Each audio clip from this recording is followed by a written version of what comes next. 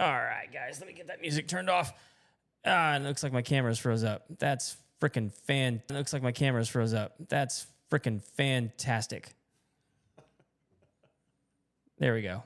That seems to be better. It says poor connection, reconnecting. Hopefully it's going live out there. If you guys are having trouble with it, let me know. It was working fine. Let me know. It was working fine before we went live. Guys, we're going to have a good time tonight. We got to thank our sponsors before we get rolling with this show.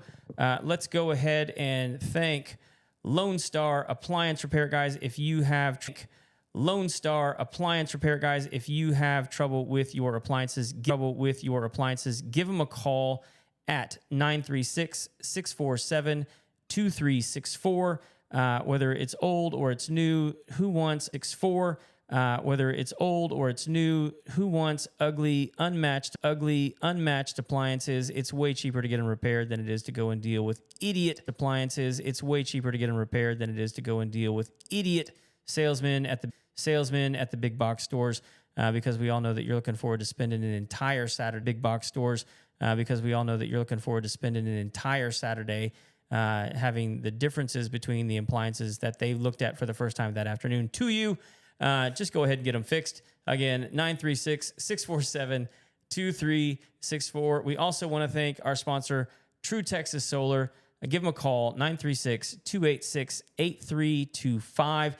Whether it's solar power, whole home batteries, whole home generators, or a combination of the three to get your home powered and prepared for hurricane season, which is just around the corner. They are your go-to company. They are honest. They are out there to reveal who the scammers and the notorious people are out there just taking advantage of people. And we have limited time now on all of the benefits. I mean, Trump's slashing and hacking all of the benefits for solar right now. So now's your chance to get it done before those go away. Give them a call, 936-286-8325. All right, guys, we have a fun show for you tonight. We're going to be talking about a lot of fun stuff. We have returning guest Steve Spoon, Victory Insulation, on the screen. How you doing, buddy? Good. How are you? Very good. Need to hear what you're saying. Oh, boy. Come on. Yep. There you go. Yes, sir. All right. All right. So you and I have had many conversations over the past several weeks. Dude, right there underneath your chin. Are we going to go into the whole pest-resistant insulation? Is that where we're headed? We absolutely have to. So this is something that keeps coming because it's coming across my desk. It's coming across your desk. Oh, yeah. Because the charlatans exposed. Now, we can't name names because I don't enjoy going to court. Yeah. Fair that. So, and honestly, like, I've seen the invoices. Mm-hmm. So, like, it's not even difficult to find this information if you want to go find it for yourself. There's people out there talking about this stuff right now. But before we do any of that, before we get into any of the scandals, any of the stuff that's going on, I want everybody to know, because like you've been on the show many times, but I want everybody to know who you are, what you do, like, and why we continue to talk to you about this kind of stuff. Well, my name's Steve Spoon. I am the CEO of Victory Insulation. We are a family-owned, operated business in the Conroe, Houston, Texas area. We do all types of insulation: spray foam, fiberglass, cellulose, bat. We do it all, and by ingraining ourselves in this and in educating ourselves over the years, right? You know, I'm not saying I'm an expert, right? Because, you know, being a former police officer, you know, we used to say the definition of an expert is some SOB that gets to come in from out of town and show stuff on the wall. Right. Because there's no test that makes you an expert. But other than yours was. Yeah. So yeah. We really kind of hold true to the fact that we're very eligible, but I learn every day, right? Right. Like we all do. So when I hear stuff like this come across, it just chaps me, because typically it's an older couple, right? Single mom, somebody that is not close to the construction industry, you know, more that direction. and they have sold them this magical pill, right? Right. Like the Matrix, right? It's a red one or a blue one. Yes, right. And so you hear these horrible, so it's companies that, how do I say this? It's companies that are very name branded, well known. Yep. Most of them are in your industry, not mine. Mm-hmm. And they have come up with a shtick that they can put insulation, take out your old insulation, put in your new insulation. And it's the magic pill. No bugs will ever get in there. No critters, no yada, yada, yada, yada, which is malarkey. Yeah. I mean, 100%. It, right? I mean, it really seems like they're treating it like the silver bullet. It is. You know. Right? And what you and I would do together might cost $6,000 or $7,000. They're $15,000 to $20,000. Yeah, I was going to say 15,000 seems to be the magic number. The last two I've come across, one was 15,000, the other one was 16,000. Neither one would have solved the problem. No.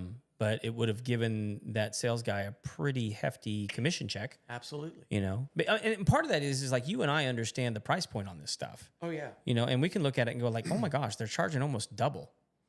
You know, for like what they should be, Or triple. Yeah, you know, and putting it under the banner of pest resistant, pest repellent, whatever it is they're using to sell it. Yeah. So, the kicker of it is like fiberglass insulation, blown fiberglass insulation in your home has no resistance to pets whatsoever. In fact, pets. Well, they could be your pets. So yeah, pets can be pests. Yeah, depending on what you think of as a pet. You just killed a pretty big pet in your backyard the other day. I did, the dirty booger. But anyway, I guess the point I'm getting to is there's nothing wrong with fiberglass, but it makes a nice nest for mice, raccoons, Right. squirrels. Sure. Whereas the product that these people are pushing is a cellulose, which cellulose is 100% recycled paper, Right. cardboard, newspaper. Get that thing a little bit closer to you, man. Sorry, I keep You- leaning I know, back. you're- I know. Sorry, trying to get comfortable, folks. Sorry. And so the chemical that they use in cellulose to make it more fire. Resistant? Yes, That what it is? I was trying to, a flame repellent, whatever you want to call it, is boric acid. And the caveat to the boric acid, so boric acid will give you 24 more minutes of fire protection, Okay. which is huge. That's right? a massive amount of time. It's Yeah. better than foam. It's better than fiberglass. It is great, but you have to have something because you're putting kindling in your attic, Yeah. right? For sure. So they have to come up with something, in which is totally reasonable. The caveat to the boric acid is that most pests will get in it, and I'm not talking like roaches or ants, or I'm not talking that. I'm talking mice, raccoons, possums, squirrels. They'll get in it. It's not really comfortable on the little paws, right? And they'll find greener pasture just because it's not, as conducive to what like a fiberglass Sure. web would be. So they're taking, and there are some celluloses out there that do have some pest repellent chemicals Mm-hmm. in them, but not to the extent that they're being sold. Not to the curative degree Yeah. that these guys are selling it Well as. put. Yeah, Yes. yeah. So I mean, like, and speaking of, I mean, from my perspective, boric acid is a fantastic product. Mhm. I mean, like, boric acid to the pest industry is almost like ivermectin.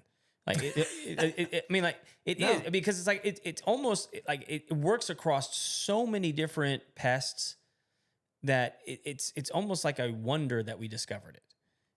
In the sense, like, so like one of the best products that you have for termites, and there's obviously going to be people that disagree with me, but like when it comes to like treating wood, you have a product like Boricare, which is a boric acid coating that you can put on wood, in order to help preserve the wood and also prevent, not to prevent, but like when termites or carpenter ants or carpenter bees or wood boring beetles or anything like that, when they get through that first layer, by the time they do, they've exposed themselves to boric acid, and it can either kill them or deter them, all kinds of stuff. Right. Great product. It's not a cure-all. It's not 100%, but it's great. It's a great product. And then there's other products that you can put out in granule form that are boric acid. There's what is it called? Deco. Deco makes a great product for silverfish. And they are little squares of cardboard that it's safe to put them in like your silverware drawer. You can put them in your junk drawer. You can put them in your underwear drawer, like whatever. Like if you're going to you can put them in between books, and they're laced with glue, and that's laced with boric acid. Well, that's what silverfish are after. That's why they damage antique books, is because they're in there eating the glue that's binding the pages together. Deco makes this product. You stick it in there. The silverfish go after the glue in there. It's laced with boric acid, kills the silverfish. So like it's a great product. But when you start telling people, and I'm going to go through two cases that I've personally come across just here in Houston. And if I've come across two, I can guarantee you there are hundreds of them. Absolutely. Because my company has such a small footprint in the Houston area. And this is a multinational corporation that's doing this now.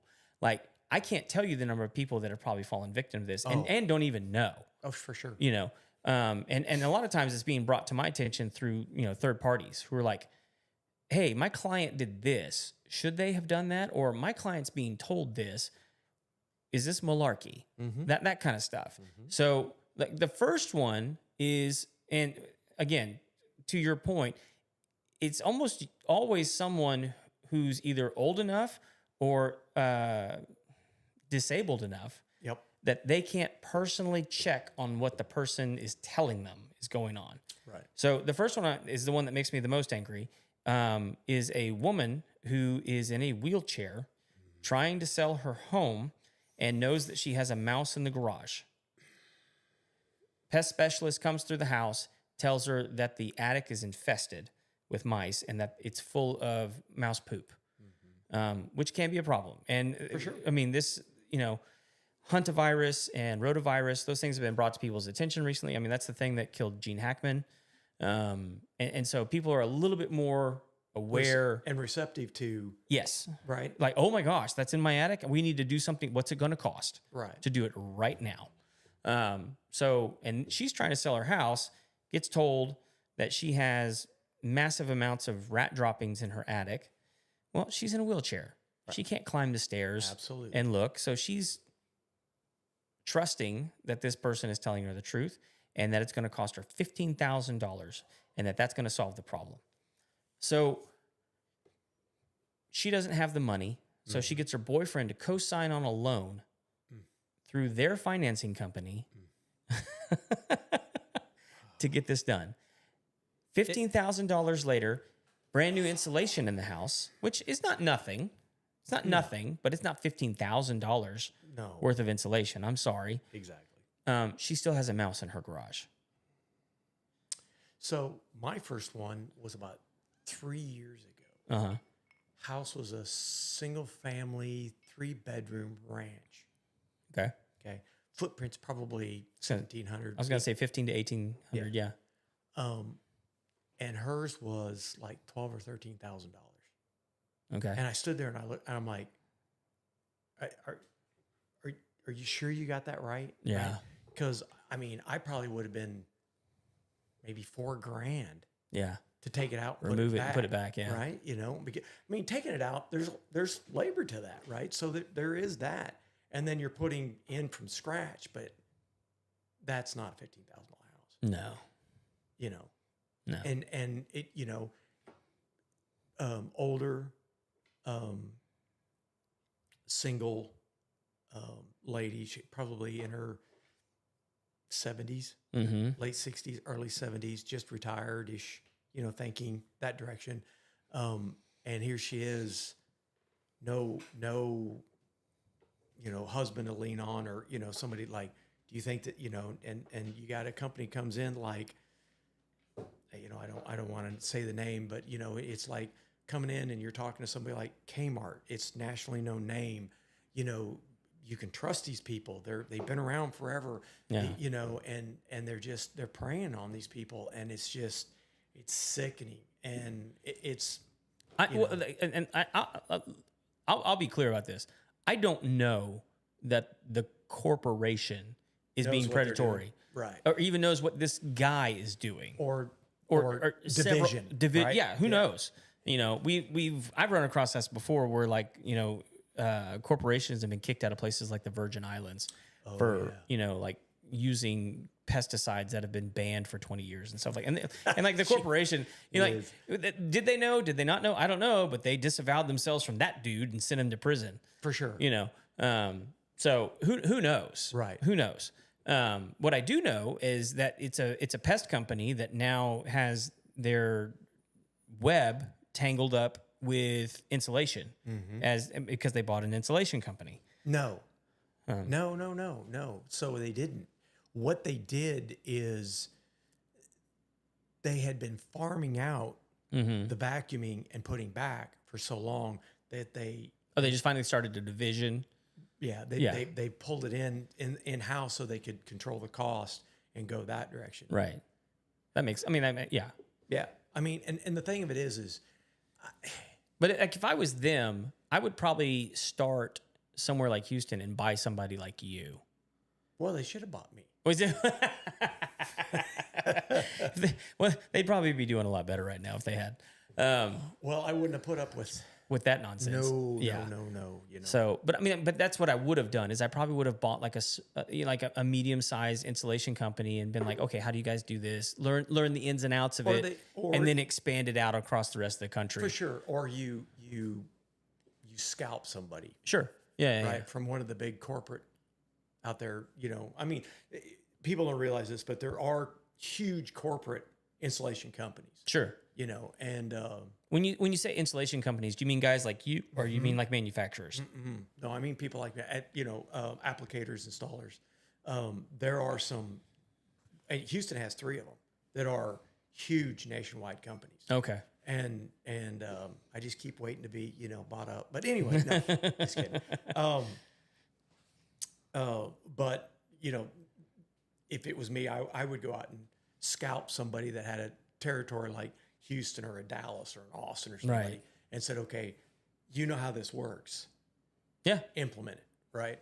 So I got one for you. Okay. Now, we've been picking on people, so I'm going to pick on a customer. Okay. Well, it was supposed to I'm be not done picking on them, but I want to hear about yours. All right. And I'm going to steal some of this. Yeah. That's the best stuff in the world, I'm telling you.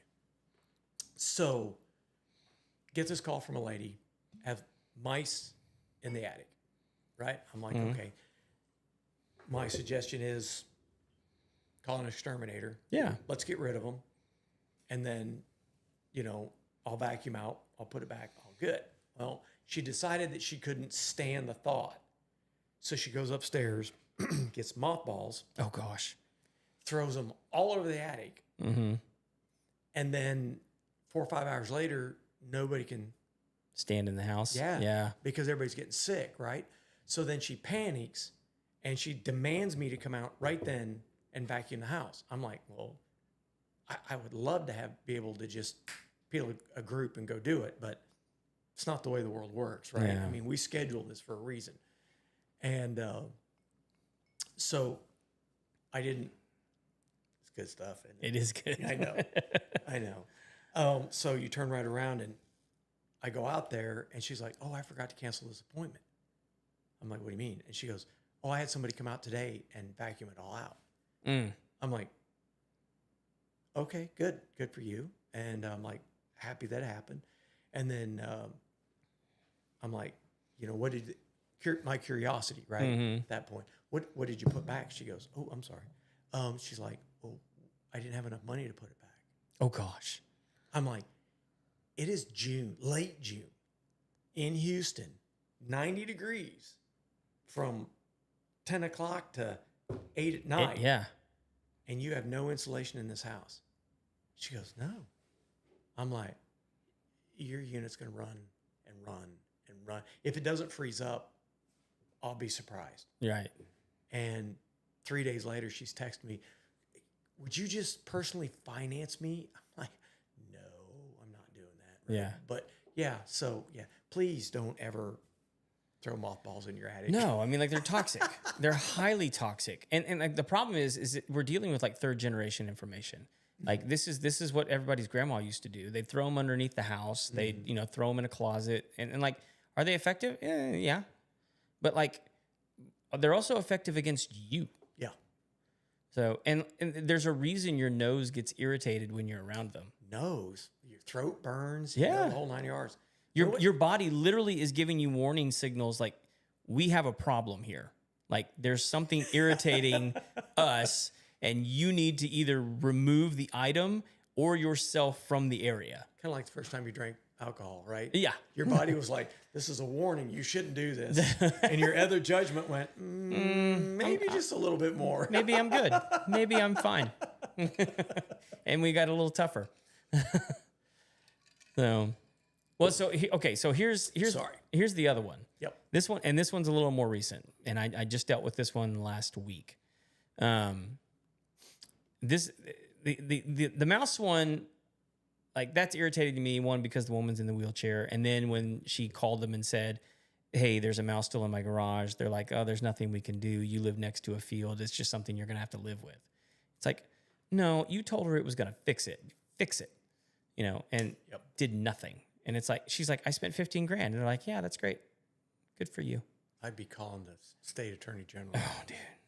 Well, but that's the problem, though, man. Is like, I know. when you have someone that's in dire straits and just needs the sale to happen so that she can move on with her life, she doesn't have time to like go through all the, and they know that. Yep. They know that. Anyway, this other one, and I don't even know, like, neither of these stories have I made money off of, by the way, like, neither one. But I've just consulted, and for zero money. Because you're an expert. Well, no, I get called, and like, I couldn't resist. I'm yeah, sorry. sure, yeah, I'll put stuff on the wall. This one, guy, and this is a area of Houston called Champion Forest. Oh yeah. I know you're familiar with it. That used to be like really close to your beat. That it was my beat. Was your beat? Yeah. So guy calls me and says that he has drywood termites. So, and what I tell him, I was like, no, not those. Those are Steve. Hey, I'll show it. Sorry. No, you're good. Woo. So what Steve is alluding to is I have this, let's see if I can get it on Trophy? camera. Yeah, this is it's a Formosan termite gallery that's here on the podcast table. I actually collected that from a customer's home. Let me get that out of the way. But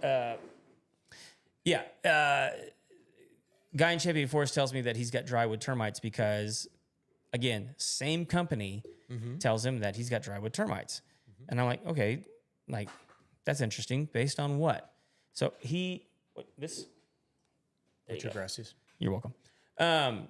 He sends me a picture, and it looks like termite frass on the wall, on the ground. And I was like, well, I mean, it's possible that that's what that is, but I don't know without, coming there and looking and seeing the circumstances. I said, but I'll tell you this, if it's drywood termites in Champion Forest, you and I need to go buy a lotto ticket today. And he's like, why? And I'm because you'll be the first recorded case in the history of the world to have drywood termites this far north in Houston. I was like, there is a demarcation line in the heights that they will not go north of. And I don't know why, but they've never gone north of there, and they're just not here. I was like, now, is it possible? Totally possible. For sure. But the likelihood of that? No. I was like, why did he tell you that? He said, well, this is on the first floor, but when he went up in the attic, he said they were everywhere. And I was like, that's interesting. I know a few things about drywood termites, and they do go up, and they can make a big mess. And so I was like, if you want me to come take a look at it, I'll come take a look at it. Not to interrupt you. No, go ahead. Curiosity, because I'm not a bug guy, right? Because if y'all don't know, every time I get a bug in the backyard, I don't know what it is. I take a picture of it, I send it to Craig, and I'm like, what is this? the heck with Google. I got Craig. Sure. Um, More reliable. yeah, probably. What are the ones that when daylight hits termites, they die? They just, All of them. oh, is it all of them? Yeah, yeah. I didn't know if it was like Well, a I specific say species. that I say that authoritatively. There may be like an Australian version. You know what I mean? Yeah. All the ones that are here, daylight kills them.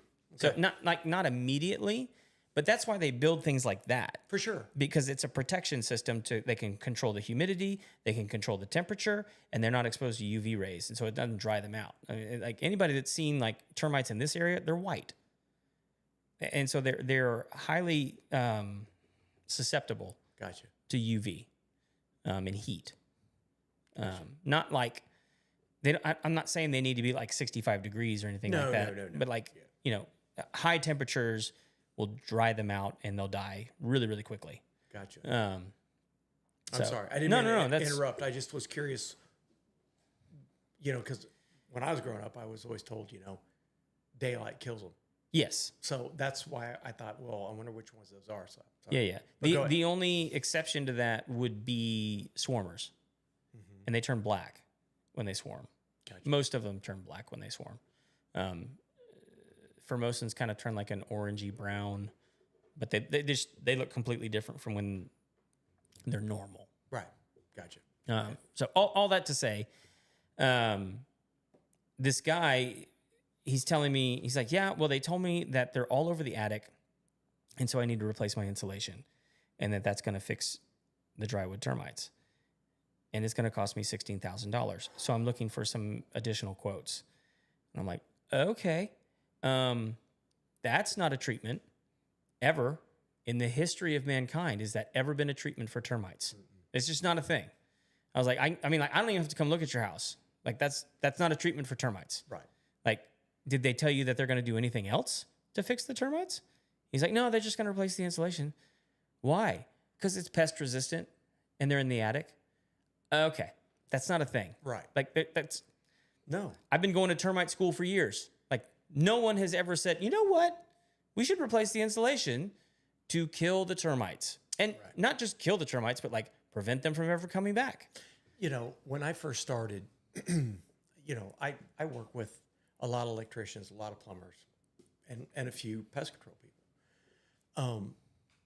And no one had ever like came at me about like removing insulation because of pest waste, right? Right. So, typical Steve, right? Why would you have to? Right? Yeah. So There are reasons. exactly, For sure, yeah. like the CDC back when everybody believed the CDC. Rat urine or mouse urine in fiberglass creates a noxious gas. Uh-huh. But then you go on. I don't know read. that that's true, but it totally could be. Yeah, you, yeah. You go on to read, and it says like only 4% of the world's population could be affected by it. Affected by it. Gotcha. Right? Yeah. But the first paragraph is, "Oh my Lord," right? So that's when I started getting into the whole vacuuming out gig. Uh-huh. Right. And it wasn't for just that. I mean, we need to vacuum out when your insulation's just shot, right? It's got to come out. But that's where we started with that. And I do more vacuum outs because of pet waste Sure. than I do because insulation is shot. Mm-hmm. And that actually makes sense to me. it does to me too. Like if you get a bat, Oh, gosh. it's all got to come out. Yeah. Right? That's toxic. Oh, horribly. What do you guys, you guys have to wear like full respirators to, yeah. Yep. I mean, do you Tyvek. guys do that anyway, or is that like, We wear dust masks. okay. Because- like N95s or? Yeah. Okay. Yeah. Because what we're doing is when we're vacuuming, we're not kicking it up. Because I mean, literally the hose is 6 inches around. Right. Right. I mean, it's taking it up. more than Substantial. it- Yeah. But when we're up there with any type of bat, anything, it is 100%, we're wearing gloves, Oh, safety yeah, you better. goggles, full face respirators 9 out of 10 times, and Tyvek suits, right? And I tell them, you come across a bat, it either goes in the tube or, you back away from it, right? Right. Because one scratch, one claw, one bite, it's bad. Yeah. Yeah, no, like those are tricky too, because even if you, and I don't know if you know about this, but like, because we do quite a bit of like bat exclusions, but and I don't know the dates right off the top of my head, but there's certain times of year that it's federally illegal to exclude them from a structure. Like you can, don't know me very well, do you? you can go to jail. You can go to like big jail. You can lose license. You can get like $10,000 fine. If I had bats in my attic, I don't care what time of year it is, they're leaving. Well, I mean, like it's bad juju, man. Oh goodness. Yeah, gracious. it's. I mean, I'm all good with bats. As Oh, long yeah, no, as like- they're not in my house, I'm fine. Yeah. But like, we have to follow those rules For sure. you know, and you know, Hey, at least you have rules and regulations that you're licensed by, right? right? I'm dealing with the Wild West, Sure. right? Unfortunately, in the state of Texas, you do not have to have a license to applicate insulation. Would you like there to be? Oh God. You think that would be a better situation? I do, Yeah. because there are a lot of people out here that do not, and I'll repeat that, they do not know what they're doing. Right. And you're messing with people's homes. Yeah. Right? And especially on the spray foam side. Oh yeah, that Right. one. I'm like, what is wrong with you people? Like, who's like there's serious science involved with that stuff. Yeah. I mean, if you want to freak somebody out, go to sprayfoamlawsuits.com. Oh gosh. But understand, every lawsuit that's ever been filed is on there. So you've got like a bazillion pages, but they probably start in the 60s. Mm-hmm. I mean, come on, give me a break, right? I mean, half the problem is if foam is not mixed properly, it will always degas. Always. What does it mean when you say degas? So when you have an A and a B chemical and they impingement mix, and they're mixed properly. Here, let me back that up. I'll say it this way: when you buy a new car Mm-hmm. and you get in it, and you're like, "Oh, I love that smell," right? Right. Which just makes me sick to my stomach every time I get in it, because 99% of it, that smell, is the plastics off gassing, Mm-hmm. because plastic takes longer to cure. Oh. Right? It cures as time goes by, right? So foam, when it cures, there's an initial flash, the rise, and then everybody sees what it is, and they're like, "Oh, it's cured." No, Right. not quite. It's still curing, right? Uh-huh. So after 12 hours, if foam is sprayed properly, there's no gases that you're breathing. You just have the odor of the foam. You probably have more gases that you're breathing when you go buy a brand new car, right? Because you got plastic in the dash, gauges, carpet. It just goes on and on and on and on. And it's safe, but there's a lot of it there, Sure. right? So if it's not mixed properly, it will always degas, because it's always trying to cure, but it can't Mm-hmm. because it doesn't have the right mixture. And there are a lot of people that are very, very affected to that, right? So, What do you mean? Like they're sensitive to oh, it? big time. Okay. Yeah.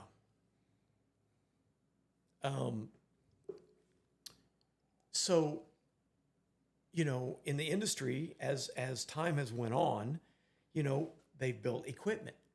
If you're off more than 500 PSI, the machine shuts off. Mm. It says, "Hey, dummy, this doesn't work right. Right. Come fix me," right? So, I mean, we have some fail safes in place to protect not only the company and ourselves, but our customers. Mm-hmm. And, you got guys out here turning that stuff off. They're just running wild. I mean, it's the Wild West, and the worst part of it is like, and I say this all the time. Imagine if your competition could just go buy chemicals anytime they wanted to and charge whatever they want to and not cover all the insurances, Right. right? That's what I deal with.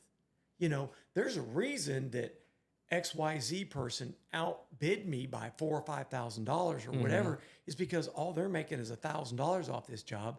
They're not covering $5 million in, business insurance and liability. They don't have workers' comp. They don't, they don't carry all the things that you should carry to be a real company. Right. And they're willy-nilly doing stuff in your house. And you're like, yeah, I'm getting a great deal, until they do it wrong. Right. And then you call a guy like me, and I come in and I'm like, what in God's name's happened here? Yeah. Right. Yeah. So we have a similar issue. We don't have the Wild West because you're supposed to be licensed in the state of Texas. And I think pretty much all 50 states, pest control stuff, you have to be licensed, mostly because people are very cautious when it comes to chemicals. Well, you're poisoning things. Yes, 100%. So this is what I've been telling people for months now is gird your loins, because they're going to be adjusting FIFRA very, very soon, which is the Insecticide and Rodenticide Act. And what's going to happen, what we've been told so far is pretty much every effective rodenticide that we have on the market right now that you can go pick up at Lowe's and Home Depot, that's going away, right? They're taking them off the shelf, and what that's going to do is it's going to skyrocket the price of rodent work, because they're no longer are the manufacturers going to be able to produce as much as they were before and sell it cheaply to homeowners. For sure. So there's going to be a limited supply, which is going to skyrocket the price to guys like me, which are then going to have to turn around and pass that cost on to our clients. Absolutely. And it's going to quadruple the cost of rodent work, and rodent work ain't cheap now.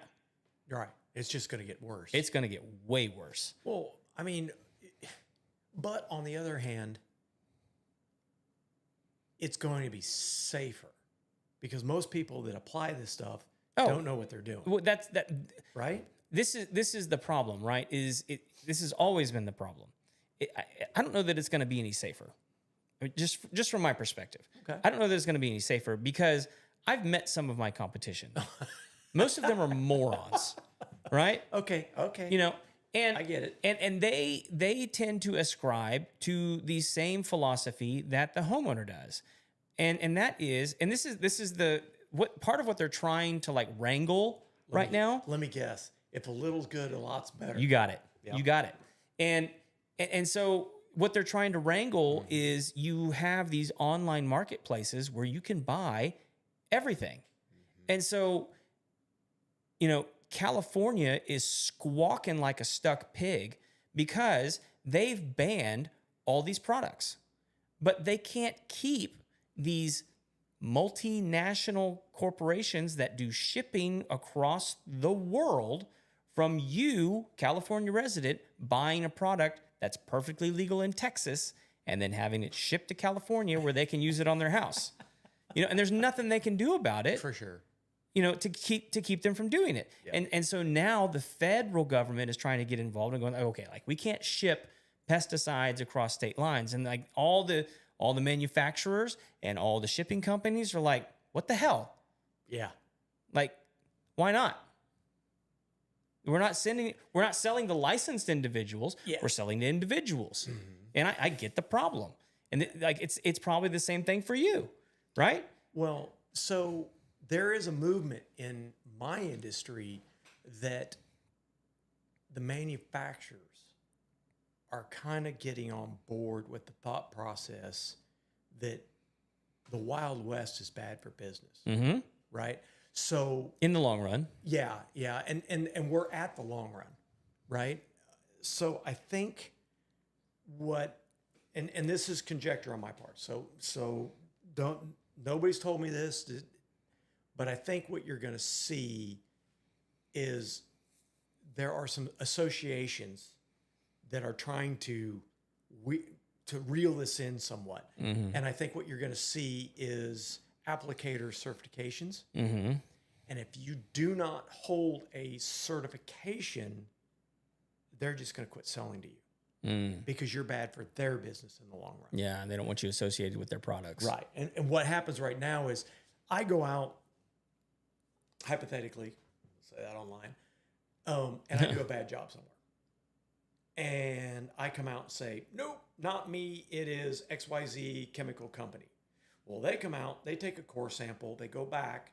And what a lot of people don't realize is every time that they do a batch of foam, they keep a raw sample of that for X amount of years until its shelf life is just beyond.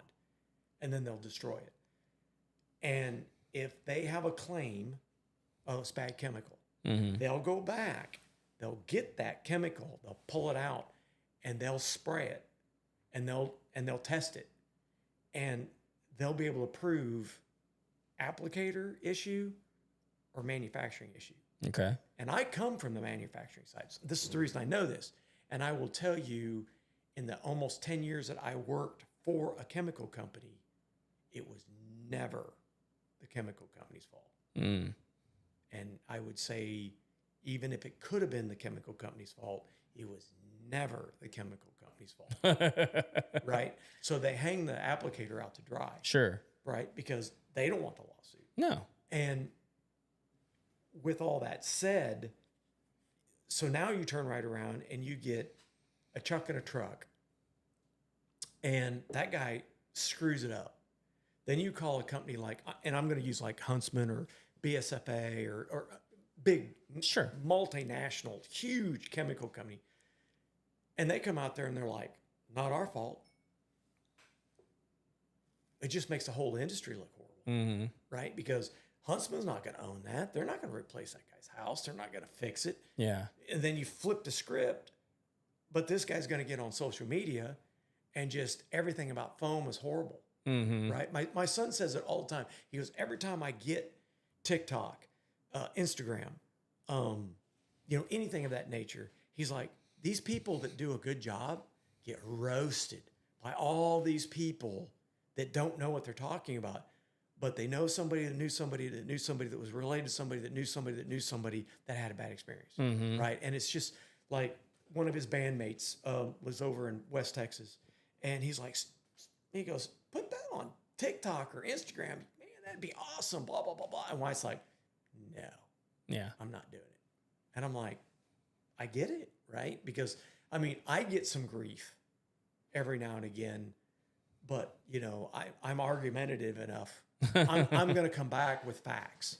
Right? Yeah. I'm going to, look, yeah, you live in Wisconsin. I don't know. I'm just making that up. I'm in Houston. I'm region 2. You're region 5. You can do whatever you want up there. You don't have the humidity that I have, blah, blah, blah, blah, blah, blah. Yeah. And so I don't have a problem, educating somebody that's an internet warrior. Right. As opposed to like my son's like, delete, I'm out. Yeah. Well, like I see it. I mean, like if the manufacturers are creating these associations so that they can license people through, It's a certification. certification. Right.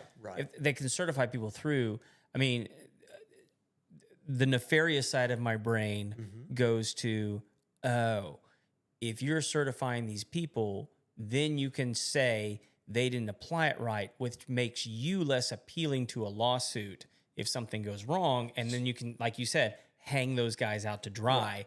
So I'm not saying that was it's not- their intent. No. But like it's smart to do it that way because if you're a homeowner and you're looking at you versus Huntsman, like, and your attorney goes, well, who do you want to sue? Huntsman. Well, yeah, they look way more For sure. They look like they So- can pay. So it's not the manufacturers that created the associations. Believe Okay. it or not. It's other spray foam applicators.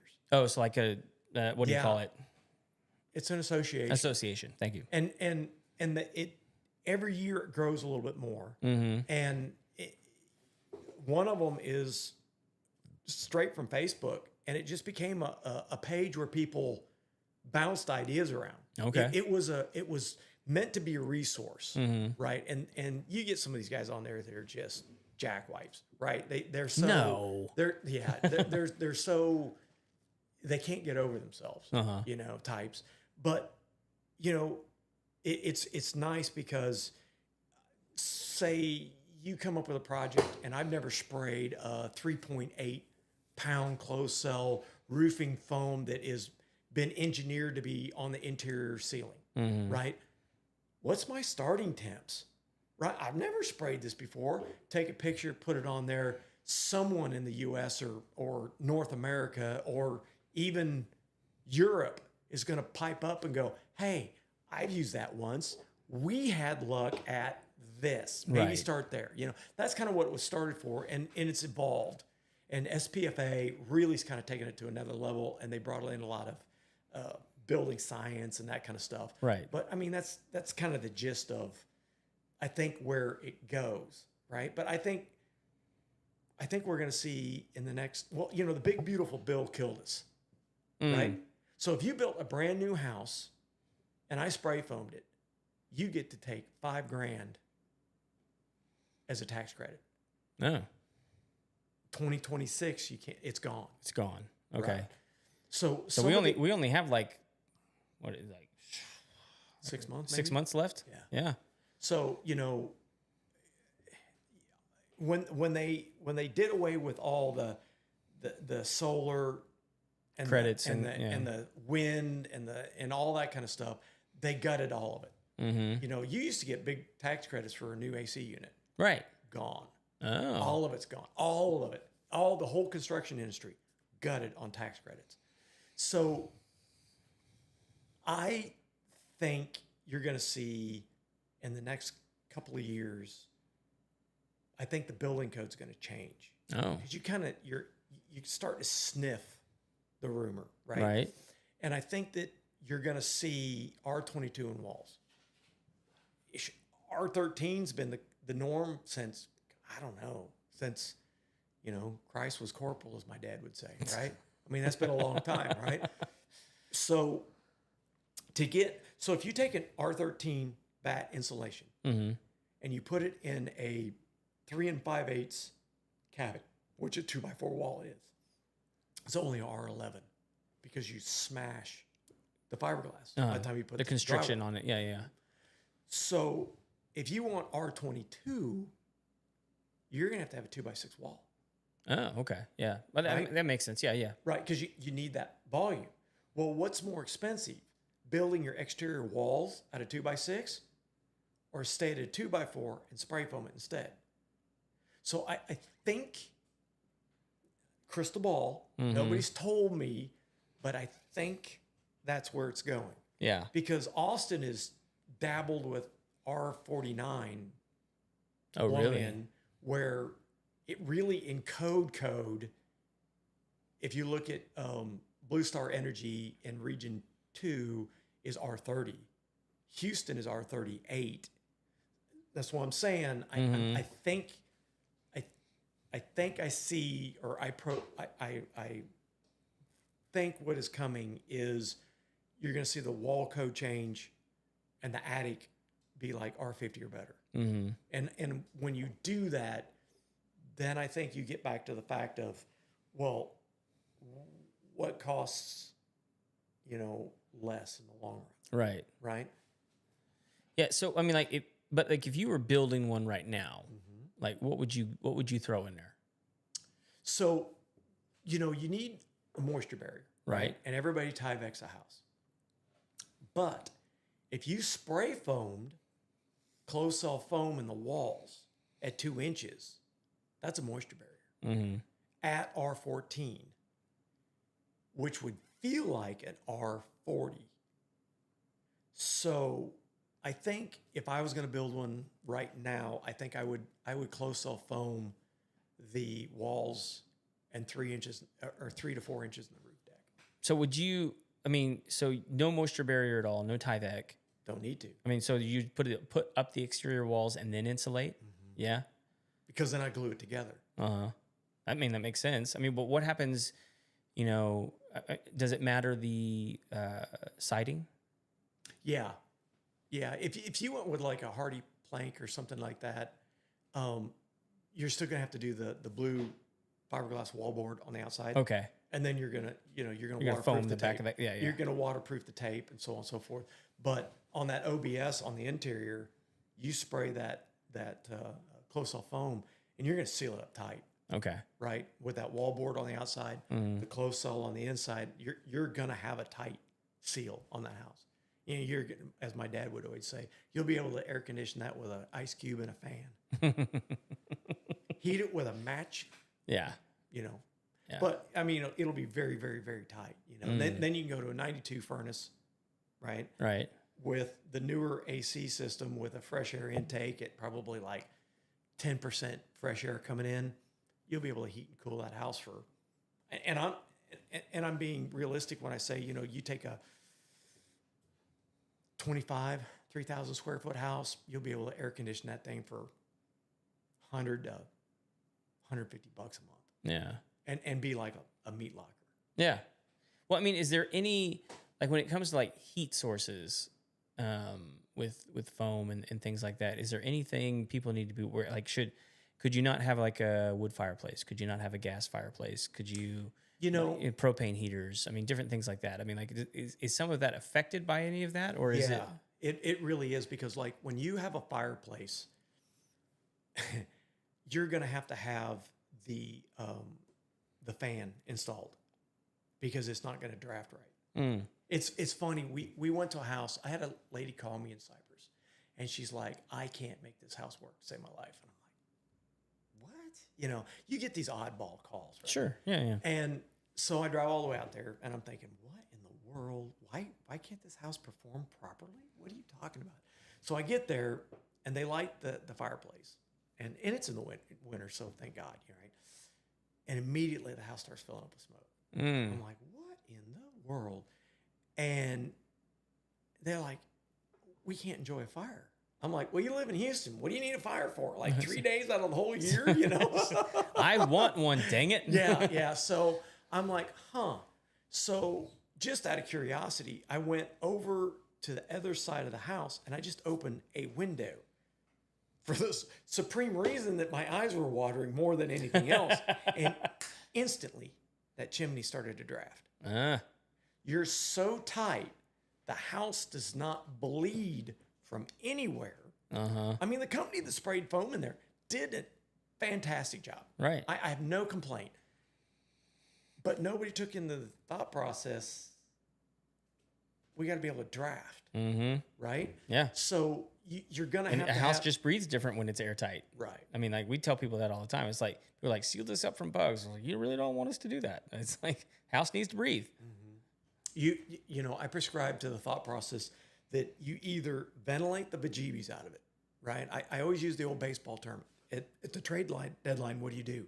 You go after pitching, and more pitching. When you think you have enough pitching, probably go look for some more pitching, right? Yeah. Because you only can take the horses, right, to the series that you have. Yeah. Well, I ventilate. And if you got enough ventilation, this is Houston. Ventilate. Yeah. Or encapsulate. Encapsulate and condition. It's one or the other. You can't put. I go to houses that spray foam guys do, and the ridge vents open, soffit vents open, and they're like, I've got 85% humidity in my attic. Oh, yeah. Yeah, you know, you foam the bejeebies out of everything. The house has still got outside air in. It's going to sweat. Yeah. It is what it is, right? Or the one I really love is they encapsulate it and they do nothing with the air conditioner. Yeah. I mean, Kevin calls me, right? Your cohort, right? Oh, yeah. Calls me and he says, empty seat over here. Yeah. He calls me. He says, hey, you know, the builder, you know, we went with foam. I've got a problem. And you could tell he was embarrassed, right? Because he's calling somebody that bid it, that didn't get it. Right. But now I've got a problem, right? And I'm like, okay. And Kevin's a good friend. So I'm like, okay, tell me what the problem is. And he says, well, you know, we got this da-da-da-da, you know, and the attic's, you know, 85, 90 degrees. We can't get the house any cooler than 80 degrees, but it's foamed. I'm like, what? I'm like, well, who's the AC guy? And he tells me, I'm like, does he know anything about foam? Because there are AC guys out there that tell you they know all about foam, and they don't know. They don't know about foam. Right, yeah. right. And so he calls a friend of mine. I tell him, I'm like, here, call one of these three guys. And he calls Brian, good friend of mine. Brian goes out there and goes, "Who spray foamed this?" And Kevin's like, "Well, what do you mean?" He goes, "Well, they're not finished."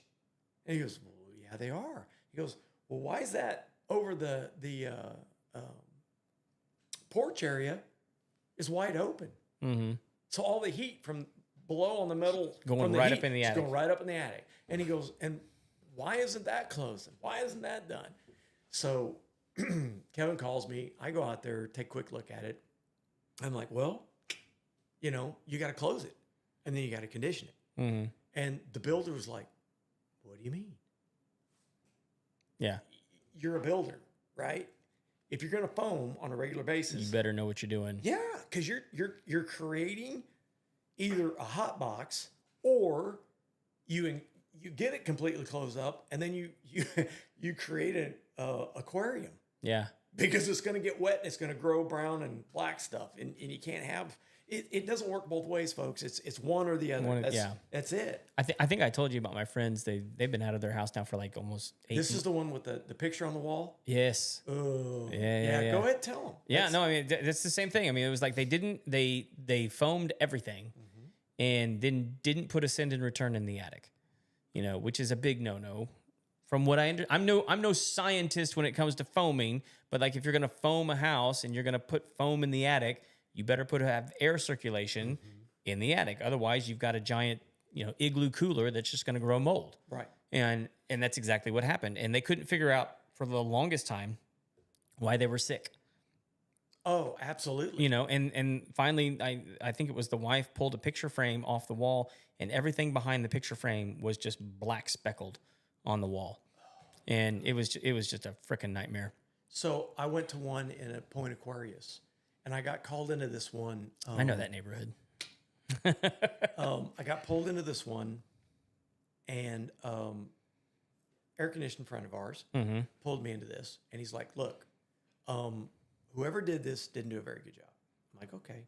So I went over, and the guy that he generally uses wanted to rip it all out instead of just fixing the problems and start from scratch and charge a buttload of money. Right. And Phew. so he installed the AC units, and they're back to the point where they got water again. And he's blaming the foam. And so, hence again, you get. I could find 5 AC guys and 5 spray foamers, and I could probably come up with 10 different ways to do this. Yeah. But they all work in a degree of one way or the other. And they put a what's the new systems that Talking about mini splits? no, the new ones where like this room doesn't need air conditioning, but the next one does more. Variable speed. Yes. Yeah. And they had the settings all wrong. And it was literally the attics were like 80 to 90% humidity. And it was because the settings in the unit were wrong. Therefore, the return and the send was working against them. Yeah, it was. I mean, I stood there and I'm like, "Look, this is not I'm the foam guy. This is not my wheelhouse. This is not my thing." But this doesn't look right. But if I opened up the attic door and left it open, you could actually, he installed some humidity monitors. So it was like downloading per hour onto his phone. You could literally watch the humidity tick lower. As it drew it out. Just by opening up so it breathed to the rest of the house, it just ticked a little bit lower. And I ended up having to send my regular AC guy that I use out there. And Frank calls me, he goes, "What did you get me in the middle of?" And I'm like, "Well, but the thing of it is You're welcome. yeah. If the old saying, you only know what you know, right? And if you've never been there and seen it, you don't know, right? And the poor guy didn't know. Yeah.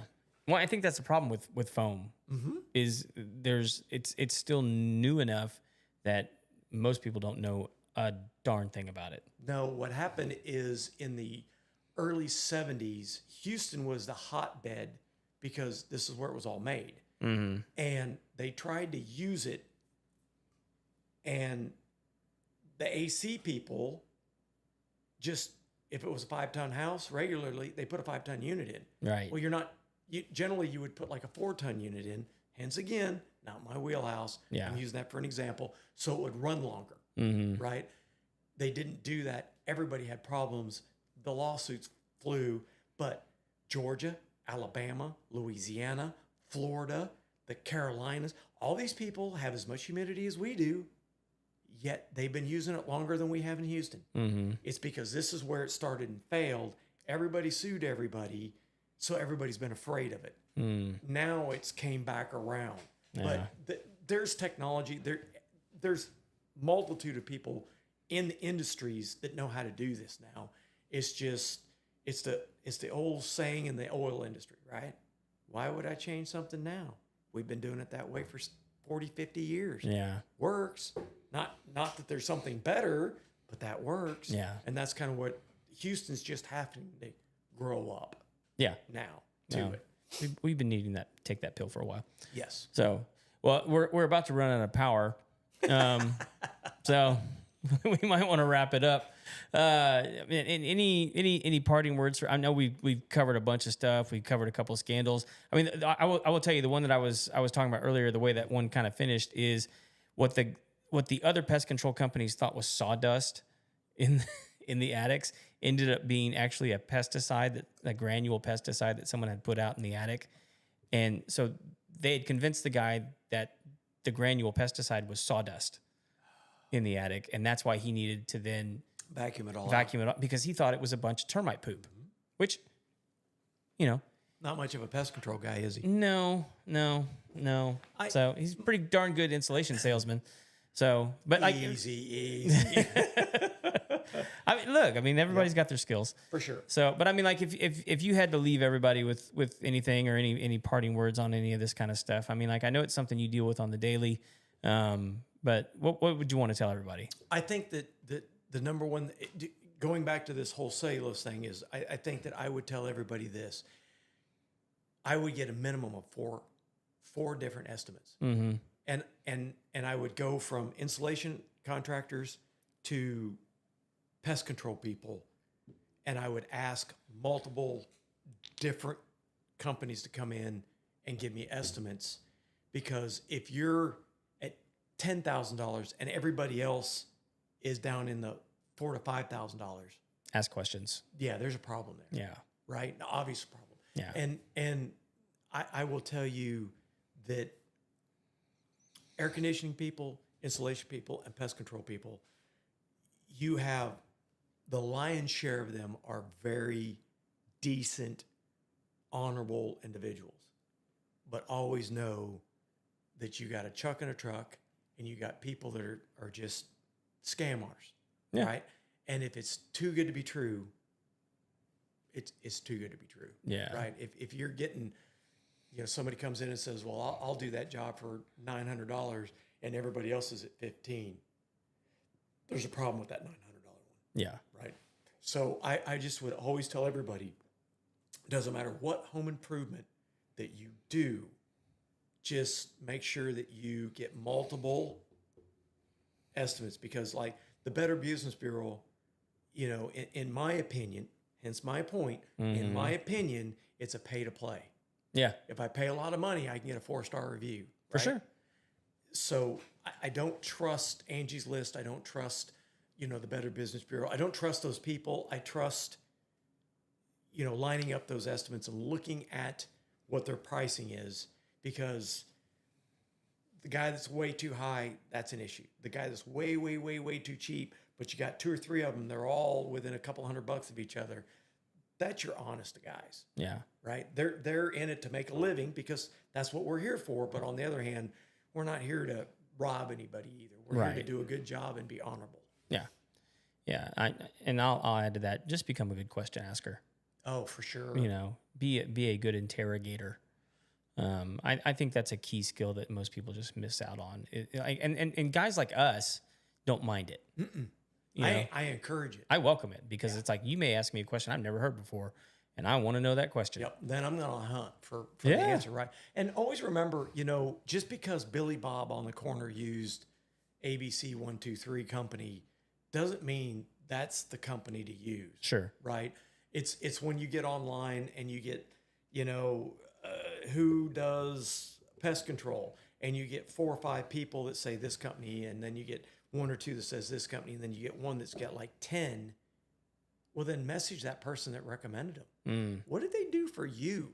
Right. Right? Because, I could have 15 relatives jumping on this deal that I might not have even done a dang thing for them. Right. But it's because we're friends or we're family. They're trying to get me more business, which I love, by the way. Thank you very much.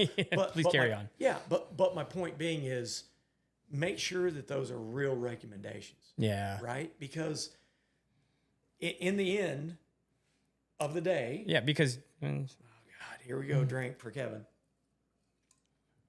You want to make sure you're protected and you are actually getting a reputable company. yeah, 100%. All right, guys. Hopefully this was an educational moment for all of you tonight. We appreciate you guys joining in on the fun. It's always fun to have Steve on the show. Guys, if you have not yet, give us a subscribe. Give us a thumbs up, the heart, the laughy face, whatever it is. Just chime in, leave a comment, let us know that you were listening. We appreciate you guys joining the show. Tune in next week for another episode live here from the studio. And as always, do your research. Hang in there. Talk to you later. Bye.